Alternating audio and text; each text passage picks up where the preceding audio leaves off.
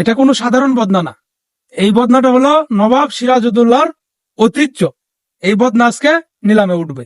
ठीक है। এটার দাম আছে 30,000 টাকা। এখন তোমরা ডাক শুরু করো। 1 लाख। 1,30,000 1,75,000 2 লাখ 6 লাখ 7 লাখ 8 লাখ 9 লাখ 10 লাখ 11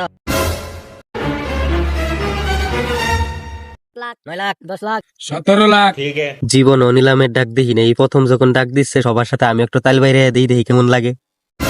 30 লাখ 30 লাখের উপরে কেউ আছে?